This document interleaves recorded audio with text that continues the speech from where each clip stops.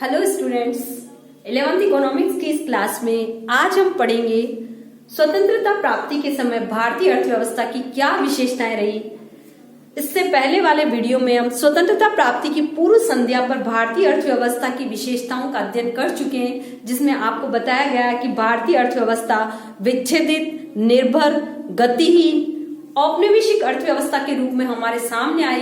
तो उस समय भारतीय अर्थव्यवस्था की और किन विशेषताओं को उजागर हम कर सकते हैं जो 15 अगस्त 1947 में जब हमारी भारतीय अर्थव्यवस्था स्वतंत्र हुई उस समय हमें दिखाई दी।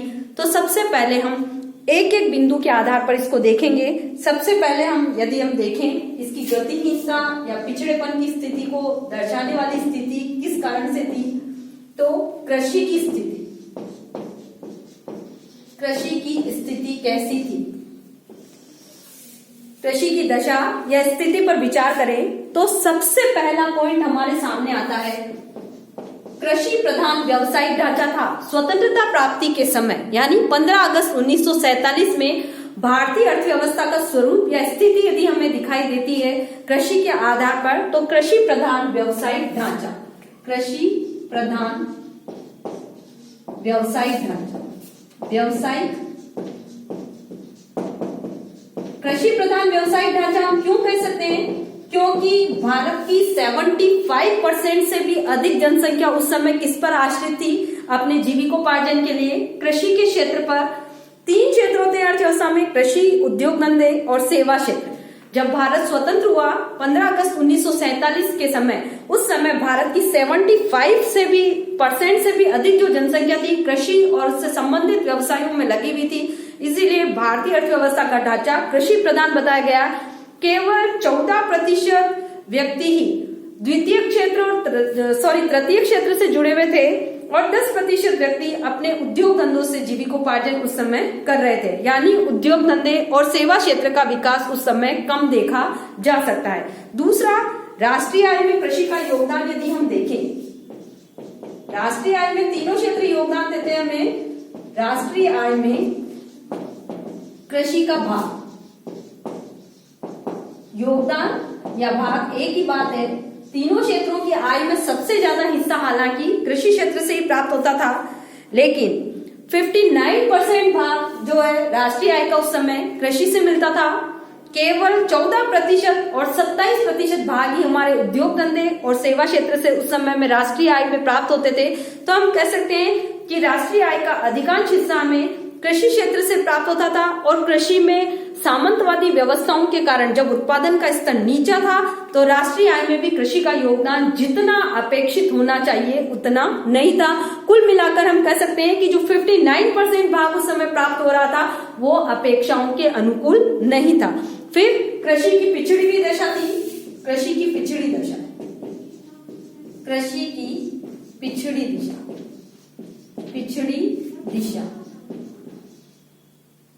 दिशा व दशा दोनों ही, दिशा भी पिछड़ी हुई थी और दशा भी पिछड़ी हुई थी। क्योंकि भारतीय अर्थव्यवस्था किस पर डिपेंड करती थी उस समय?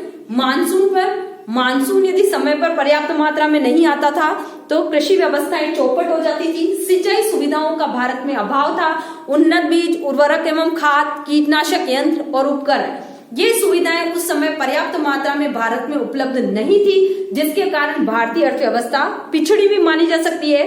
इसके अलावा और भी कुछ बिंदु हैं जिसके आधार पर हम बता सकते हैं कि भारतीय अर्थव्यवस्था पिछड़ी हुई क्यों थी। क्योंकि कृषि कार्य करने में हम पुरानी और घटिया तकनीकें प्रयोग में लेते थे, तो उससे भी क्या होता था, उत्पादन का स्तर निम्न बना हुआ रहता था। जो किसान भूमि पर खेती करते थे उन्हें भूमि का मालिकाना हक नहीं था। सामंतवादी व्यवस्थाओं के कारण अधिकांश जमीन पर जमींदार और जागीरदारों का आधिपत्य था और वे किसानों से उनकी उपज का अधिकांश भाग लगान के रूप में वसूल कर लिया करते थे, जिसके कारण जो किसान है वो अधिक उत्पादन करने के लिए कभी प्रेरित होते ही नहीं थे। और जिस क्षेत्र में उत्पादन का स्तर नीचा है, तकनीकी उन्नत किस्म की नहीं है, तो वो स्थिति उसकी पिछड़ी भी कही जा सकती है। तो कृषि क्षेत्र के अंदर भी घटिया तकनीकों का प्रयोग किए जाने के कारण व उत्पादन का स्तर नीचा रहने के कारण हम कह सकते हैं कि भारतीय अर्थव्यवस्था में कृषि की स्थिति पिछड़ी हुई थी। फिर भू राजस्व के संबंध में 3 प्रकार की व्यवस्थाएं उस समय प्रचलित थी। जमींदारी प्रथा, महालवाड़ी और रैयतवाड़ी व्यवस्थाएं, जिसके अंदर महालवाड़ी और रैयतवाड़ी व्यवस्थाओं में भी भूमि का मालिकाना हक किसानों को किसी भी प्रकार से उपलब्ध नहीं हो पाता था। और जब जमींदार और जागीरदारों का ही आधिपत्य है तो वहां पर वे अधिक कार्य करने के लिए प्रेरित नहीं होते थे। फलस्वरूप क्या होता था, उत्पादन का स्तर निम्न बना हुआ रहता था। साथ ही 15 अगस्त 1947 को जो हमारी कृषि व्यवस्थाएं थी उनका बलात् व्यवसायीकरण किया गया। नील की खेती के नाम पर किसानों को जबरन कृषि कार्य करने के लिए प्रेरित किया गया, यानी वे कृषि छोड़कर उद्योग धंधों में जाने के लिए प्रेरित भी होते थे तो उन्हें उद्योग धंधों में जाने से रोक दिया गया। उन्हें नील की खेती के नाम पर ब्रिटेन के कपड़ा उद्योग के लिए कच्चा माल उत्पादित करने के लिए ही प्रेरणाएं दी गई। और जब अकाल और सूखा आ जाता था तो किसानों को इससे व्यापक हानि होती थी। फिर कृषि ऋणग्रस्तता से ग्रस्त थी। चौथी विशेषता यदि हम देखें कृषि के संदर्भ में, कृषि में ऋणग्रस्तता, कृषि में ऋणग्रस्तता, भारतीय कृषि जो थी वो ऋणों से ग्रस्त थी, क्योंकि किसान खाद, बीज और अन्य प्रकार के जो कृषि उपकरण चाहिए छोटे मोटे, उन्हें खरीदने के लिए ऋण ले लिया करते थे। महाजनों और साहूकारों से जो ऋण लिया जाता था उन पर ब्याज की दरें भी काफी ऊंची थी। उस समय न किसी प्रकार के बैंकों की व्यवस्थाएं थी कृषि ऋण कार्यों के लिए, न किसी प्रकार से सहकारी बैंक कार्यरत थे, न किसी प्रकार से किसानों को आसानी से बिना किसी शर्तों के ऋण प्राप्त हो जाता था। ऐसी स्थिति में जब हमारे किसानों को जो भी कृषि यंत्र और उपकरण है या जरूरत का सामान है उसे खरीदने के लिए रुपयों पैसों की आवश्यकता होती थी तो वे ऊंचे दामों पर महाजनों और साहूकारों से ऋण ले लिया करते थे। और उस समय तो कहा जाता था कि भारतीय किसान ऋण में ही जन्म लेता है, ऋण में ही पलता है और ऋण में ही मर जाता है, यानी उसकी आगे आने वाली पीढ़ियां भी ऋण का बोझ उठाती थी। तो भारतीय कृषि ऋणों के आतंक से पूरी तरह से त्रस्त थी। तो हम कह सकते हैं कि स्वतंत्रता प्राप्ति के समय हमारे देश में कृषि की जो स्थिति थी वो पूरी तरह से पिछड़ी भी मान सकते हैं हम, गतिहीन स्थिति थी। और उसके अनेक कारण, कृषि प्रधान व्यवसायिक ढांचा था क्योंकि अधिकांश जनसंख्या कृषि से जुड़ी हुई थी। राष्ट्रीय आय का 59% भाग उस समय में कृषि से प्राप्त होता था। कृषि के अंदर मानसूनी निर्भरता होने के कारण, उन्नत टेक्नोलॉजियों के प्रयोग के न होने के कारण और किसानों को जब भूमि का मालिकाना हक नहीं था, वे ऋणग्रस्त थे, तो ऐसी स्थिति में कृषि की स्थिति उन्नत होने का सवाल पैदा होता ही नहीं। तो 15 अगस्त 1947 को जब भारत स्वतंत्र हुआ उस समय कृषि की जो स्थिति मिली वो पूरी तरह से पिछड़ी और गतिहीन स्थिति में देखी जा सकती है। दूसरा जो पॉइंट है हम जिनके आधार पर भारतीय अर्थव्यवस्था की स्थिति को देखेंगे वो है उद्योगों की यहाँ पर क्या दशा थी या औद्योगिक स्थिति के आधार पर भारत की क्या हालत उस समय थी। तो दूसरा जो हमारा पॉइंट है औद्योगिक स्थिति के आधार पर भारत स्वतंत्रता प्राप्ति के समय कैसा था। दूसरा लेंगे हम उद्योग की क्या स्थिति थी, उद्योग स्थिति या औद्योगिक स्थिति भी कह सकते हैं हम, जिसमें हम विभिन्न प्रकार के बृहद, लघु, कुटीर, मध्यम उद्योगों को शामिल करते हैं। निर्माण करने वाली समस्त गतिविधियां इसी क्षेत्र के अंदर आ जाती है। तो भारत की औद्योगिक जो स्थिति थी वह बड़ी शोचनीय या दयनीय हम मान सकते हैं, क्योंकि ब्रिटेन की शोषणवादी नीतियों के कारण यहाँ पर उद्योग धंधों को कभी पनपने का अवसर ही नहीं मिला। यहाँ पर केवल लघु और कुटीर उद्योग धंधे ही क्रियाशील थे, जिनके अंदर लागतें अधिक आती थी और उत्पादन का स्तर निम्न बना हुआ रहता था। ब्रिटेन ने भारत को ऐसा बनाए रखा कि यहाँ पर बड़े या भारी आधारभूत कहे जाने वाले या किसी अर्थव्यवस्था को मजबूती प्रदान करने वाले जो उद्योग हैं वो कभी विकसित हो ही नहीं पाए। उन्होंने भारतीय उद्योगों की जो स्थिति बनाए रखी उसको हम निम्न बिंदुओं के आधार पर देख सकते हैं। सबसे पहले उन्होंने विऔद्योगीकरण की नीति को जन्म दिया। पहला, विऔद्योगीकरण, जिसमें उद्योगों का फैलाव और विस्तार उन्होंने इस आधार पर किया कि उनके भारी और बड़े उद्योग जो उनके जरूरत के थे उन्हें भारत के अंदर उन्होंने विकसित होने का पूरा अवसर दिया, जिसके कारण उनके छत्र छाया में हमारे जो लघु और कुटीर उद्योग धंधे थे या हस्तकलाएं थी वे पूरी तरह से समाप्त हो गई। तो ब्रिटिश शासकों की विऔद्योगीकरण की नीति का ये परिणाम हुआ कि भारत के लघु, कुटीर और हस्तकलाओं से संबंधित विभिन्न उद्योग बर्बाद हो गए। कच्चा माल यहाँ से इंग्लैंड को चला गया। दूसरा क्या हुआ, कच्चा माल इंग्लैंड को पहुंचा दिया जाता था।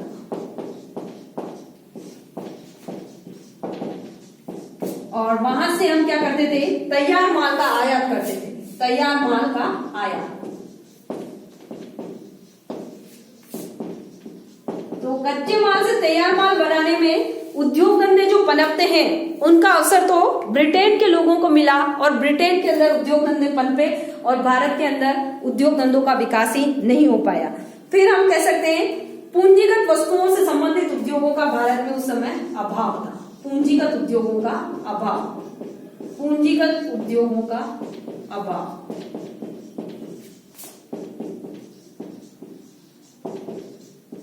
भारी पूंजी प्रदान उद्योग जिनके अंदर अधिक मात्रा में पूंजी और मशीनें, यंत्र, उपकरण इनकी जरूरत होती है वे पूंजी प्रदान कहलाते हैं और किसी भी अर्थव्यवस्था की आधारशिला माने जाते हैं पूंजीगत उद्योग। लेकिन जब भारत स्वतंत्र हुआ उस समय भारत में लोहा इस्पात, मशीनें या अन्य पूंजीगत सामान से संबंधित जो उपकरण बनाने वाले उद्योग धंधे थे वो न के बराबर थे।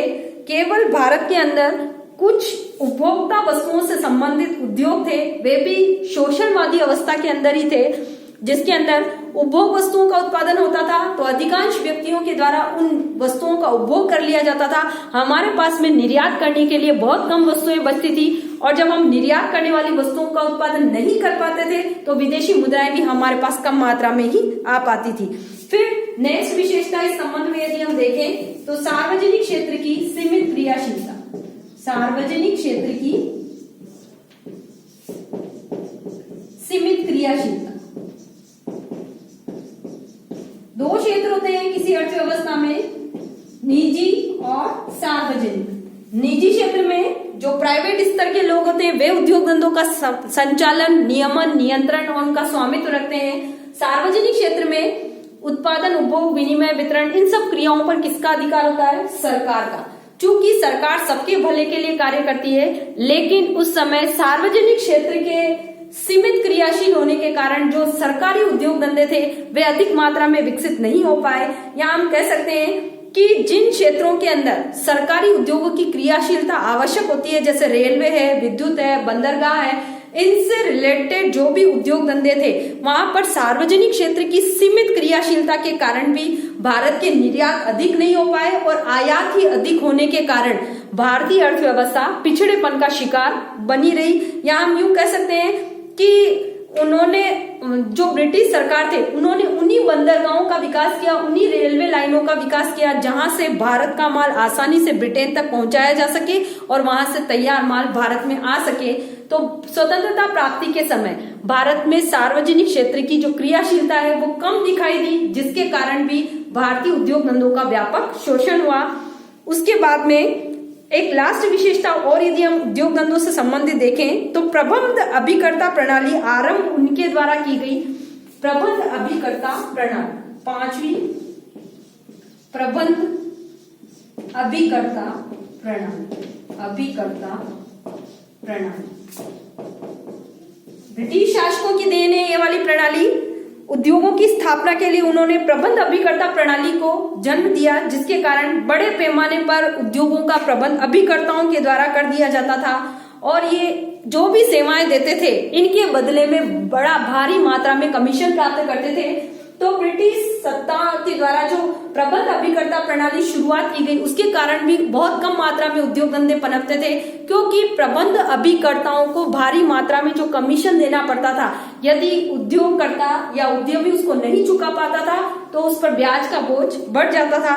तो कुल मिलाकर हम कह सकते हैं कृषि के साथ साथ उद्योगों की जो स्थिति थी स्वतंत्रता प्राप्ति के समय वो भी दयनीय और शोचनीय स्थिति के अंदर थी। विऔद्योगीकरण की नीति के कारण भारत के जो लघु, कुटीर और छोटे छोटे उद्योग धंधे पूरी तरह से नष्ट हो गए। ब्रिटिश उपनिवेश होने के नाते उन्होंने पहले भी भारत को कच्चे माल का निर्यातक और तैयार माल का आयातक देश बनाए रखा, जिसके कारण यहाँ उद्योग धंधों को पनपने का अवसर ही नहीं मिला। लोहा इस्पात, मशीनें, यंत्र, उपकरण आदि जैसे पूंजीगत कहे जाने वाले जो उद्योग धंधे थे वे भारत में उस समय विकसित नहीं थे, क्योंकि ये उद्योग ही किसी अर्थव्यवस्था की आधारशिला माने जाते हैं और जब ये उद्योग किसी अर्थव्यवस्था में नहीं है तो वो अर्थव्यवस्था कभी विकास नहीं कर सकती थी। तो पूंजीगत उद्योगों का उस समय भारत में पूरी तरह अभाव था। प्रबंध अभिकर्ता प्रणाली जो है ब्रिटिश सरकार के द्वारा प्रारंभ की गई थी, उस समय भी भारत में उसका चलन था। सरकारी क्षेत्र की सीमित क्रियाशीलता और प्रबंध अभिकर्ता प्रणालियों का परिणाम यह हुआ कि जो प्रबंध अभिकर्ता थे वे उद्योग धंधों का संचालन करने वाले व्यक्तियों से भारी मात्रा में कमीशन प्राप्त कर लेते थे और निजी क्षेत्र के जो लोग थे उन्हें उद्योग धंधे स्थापित करने में बड़ी बाधाएं आती थी और वे अपने उद्योग धंधे स्थापित कर ही नहीं पाते थे। तो उद्योग धंधों की दृष्टि से भी भारतीय अर्थव्यवस्था की स्थिति उस समय अच्छी नहीं कही जा सकती। तो आज के वीडियो में हमने देखा कि स्वतंत्रता प्राप्ति के समय भारत में कृषि की क्या दशाएं थी, उद्योग धंधों की क्या स्थितियां थी। आगे वीडियो के अंदर हम और परिवहन, संचार, तृतीय क्षेत्र की स्थितियां, आधारभूत आधारित संरचनात्मक सुविधाओं की क्या स्थितियां भारत के अंदर थी, जननांकीय जो स्तर थे यहाँ पर किस प्रकार के थे उनका अध्ययन करेंगे। आज के वीडियो में इतना ही। धन्यवाद।